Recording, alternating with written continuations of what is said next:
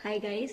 Criminal justice season 4 का जो last episode है वो 2 जुलाई को रिलीज हो चुका था और मैंने उसका लास्ट एपिसोड रात में ही देख लिया है, जिसके लिए मैं अपडेट देना चाहूँगी। जो कि क्रिमिनल है वो है डॉक्टर राज नागपाल।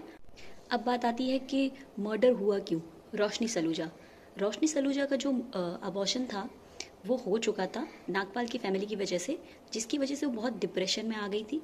और डिप्रेशन में आने के बाद उसने ईरा नागपाल, जो कि राज नागपाल की बेटी थी, जिसकी वो टेक केयर करती थी, उसको रॉन्ग मेडिसिन देने लगी, जिसकी वजह से उसकी तबीयत ठीक ही नहीं हो रही थी। और ये चीज़ें अंजू नागपाल और राज नागपाल ने उस मॉर्निंग देख लिया था।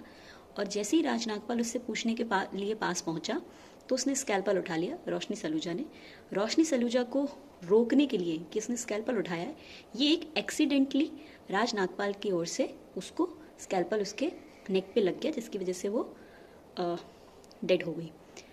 ये सारी चीज़ें होने के बाद अंजू नागपाल ने सारा केस अपने ऊपर ले लिया। बट जो सज़ा सुनाई गई है वो सुनाई गई है अंजू नागपाल को, क्योंकि अंजू नागपाल को कैंसर था, जिसकी वजह से वो नहीं चाहती थी कि राज नागपाल को सज़ा हो। और उसकी बेटी की कंडीशन देख के उसने जो सारी चीज़ें थी, वो एक लॉयर थी, जिसकी वजह से उसने सारा कुछ ऐसे पोर्ट्रे किया कि जो क्राइम है वो उसने किया है।